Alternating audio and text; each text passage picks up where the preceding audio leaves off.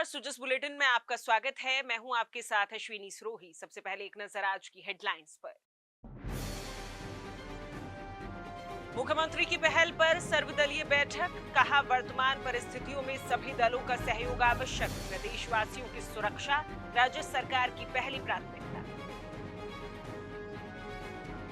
नागरिक सुरक्षा सलाहकार समिति की प्रथम बैठक आयोजित, मुख्य सचिव ने की प्रदेश में वर्तमान परिस्थितियों में की जा रही सिविल डिफेंस तैयारियों की समीक्षा। फलौदी जिले में ब्लैकआउट के निर्देश जारी, किसी भी आपात स्थिति, संदिग्ध गतिविधि या आवश्यक जानकारी के लिए तत्काल कंट्रोल रूम से संपर्क करने के निर्देश। मुख्यमंत्री श्री भजनलाल शर्मा ने कहा कि भारत और पाकिस्तान के बीच उत्पन्न वर्तमान परिस्थितियों को देखते हुए प्रदेश और प्रदेशवासियों की सुरक्षा राज्य सरकार की पहली प्राथमिकता है। उन्होंने कहा कि हम परिस्थितियों का विश्लेषण कर सभी व्यवस्थाएं सुनिश्चित करने के लिए अहम निर्णय ले रहे हैं।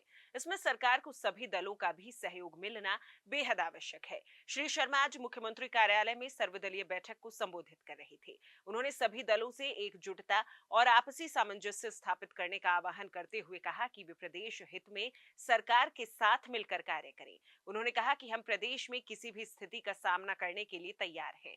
मुख्यमंत्री ने कहा कि सीमावर्ती जिलों में मानव संसाधन की आवश्यकता को देखते हुए सभी रिक्त पदों को तुरंत भरने की कार्यवाही की जा रही है।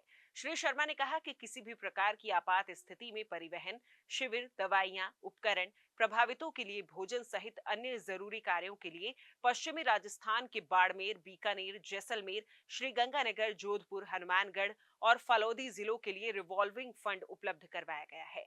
श्री शर्मा ने सभी दलों से अपील करते हुए कहा कि अपनी पार्टी के कार्यकर्ताओं और वॉलंटियर्स के साथ संपर्क में रहे। उन्होंने कहा कि हम सब की सावधानी और सतर्कता प्रदेश की सुरक्षा के लिए बेहद महत्वपूर्ण है।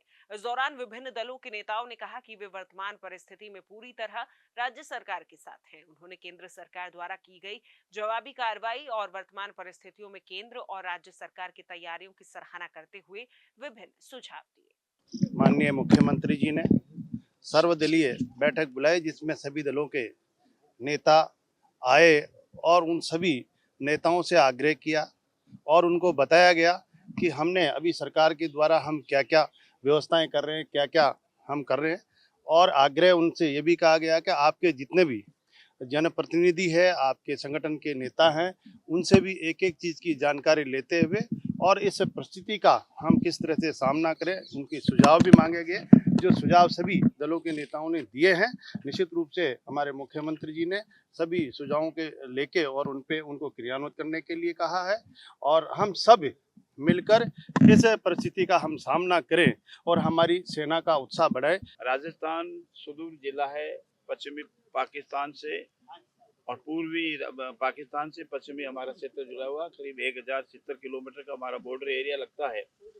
यहाँ जैसलमेर, बाड़मेर, पोखरण से लगा करके फिर गंगानगर तक और हनुमानगढ़ तक का हमारा एरिया बहुत ही संवेदनशील है। इसीलिए आज सर्वदलीय बैठक बुलाई। आदरणीय टीकाराम जी जूली नेता प्रतिपक्ष के नेतृत्व में सभी दलों के लोग हाजिर हुए और सरकार की ओर से इतने दिनों में जो जो प्रयास किए गए, जो जो व्यवस्थाएं की गई, जिला प्रशासन स्तर पर हो, प्रदेश स्तर प्रशासन पर हो, उन सारी जानकारी दी गई और उन्होंने खुले मन से सरकार का समर्थन किया और कहा कि हम हर स्तर पर सरकार के साथ हैं। मैं धन्यवाद करूंगा आदरणीय टीकाराम जी जूली सहित प्रतिपक्ष के सभी नेताओं का कि उनका बहुत ही सकारात्मक रुख था। सबसे पहले तो मैं मुख्यमंत्री जी को धन्यवाद देना चाहूँगा कि पूरे विपक्ष के पक्ष के सभी दलों को बैठाकर उन्होंने चर्चा की। इस समय बॉर्डर पे क्या स्थिति है इसके बारे में अवगत कराया। सरकार ने क्या क्या तैयारियां की हैं उनके बारे में हमें बताया और हम लोगों के क्या सुझाव हो सकते हैं, क्या मदद हमसे हो सकती है, ये सारी बातें भी उन्होंने की। हमने अपनी तरफ से सुझाव भी दिए हैं और उनको मुख्यमंत्री जी ने काफ़ी गंभीरता से लिया भी है। और अभी जो जिस प्रकार से तैयारियां वहाँ पे हैं, राजस्थान सरकार की तरफ से कोई कमी नहीं रखी जा रही है। चाहे मेडिकल की बात करें या अन्य विभागों की बात करें, सेना को कोऑपरेट करने की बात करें, तो पूरा शासन प्रशासन मजबूती के साथ लगा हुआ है।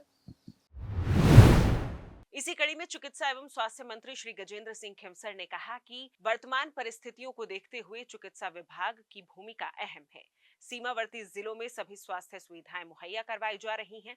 उन्होंने कहा कि जैसलमेर और बीकानेर का प्रभारी मंत्री होने के नाते वहां रिव्यू मीटिंग कर हालातों का जायजा लिया जाएगा। जो अभी जो हो रहा है इंडो पाकिस्तान का जो अटैक्स हो रहे हैं आपस में, चिकित्सा विभाग की बहुत ही अहम भूमिका रहेगी इसके अंदर। और अभी हमने कल से लगभग 400 डॉक्टर्स हमने भेज दिए हैं, वो अब धीमे धीमे पहुंच रहे हैं।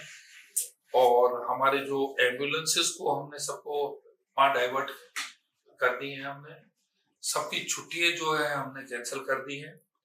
और आपके जो ऑक्सीजन की सप्लाई है, ब्लड बैंक की सप्लाई है, हर डिस्ट्रिक्ट जो हमारे जितने भी बॉर्डर डिस्ट्रिक्ट्स है, बीकानेर है, गंगानगर है, आपके जोधपुर है, आपके फलौदी आ गया, बाड़मेर आ गया, इनके अंदर पर्टिकुलरली जो है हमने जांच कर ली है कि कितने हमारे हॉस्पिटल्स हैं, कितने प्राइवेट इंफ्रास्ट्रक्चर है, बेड्स कितने हैं, वेंटिलेटर्स कितने हैं, ऑक्सीजन की सप्लाई क्या है। क्योंकि मैं प्रभारी मंत्री हूँ जैसलमेर का और बीकानेर का, जो कि बहुत बड़े जिले सीमा पे लगते हैं, तो मैं अभी रवाना हो रहा हूँ और कल जो है रिव्यू मीटिंग लूंगा मैं बीकानेर में, परसों लूंगा जैसलमेर में, जिसमें जो हमारे डायरेक्टरेट ने, हमारे विभाग ने जो ऑर्डर्स दे दिए हैं, जो प्रबंध कर दिए हैं, वो एक्चुअली धरातल पे पहुंच गए कि नहीं पहुंच गए, उसका मैं समीक्षा करने, जायजा लेने के लिए मैं बीकानेर जा रहा हूँ और मैं अपने जैसलमेर जा रहा हूँ।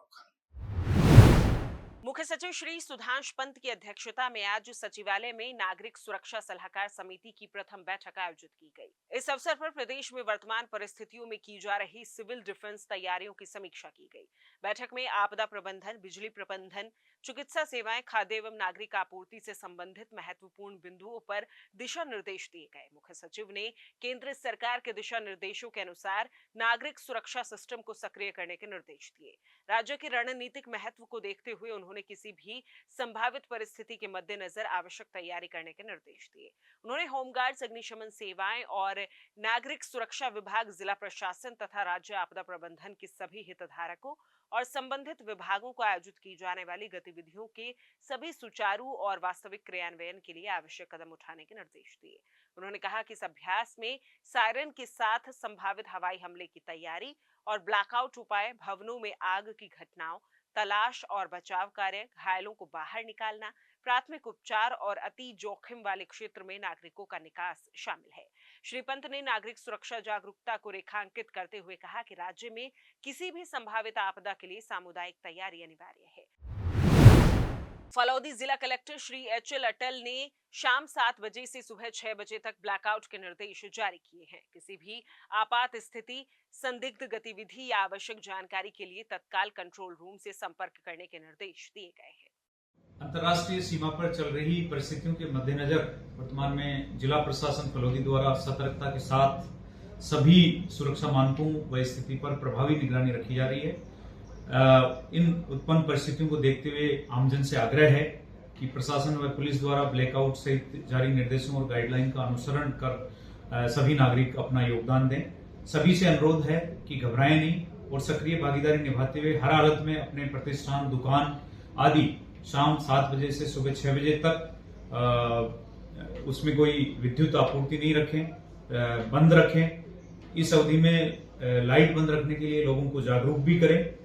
इस दौरान mobile torch, road light, high mast light, NHI state highway की लाइट, टोल पर लगी लाइट और कार की लाइट भी बंद रखनी है।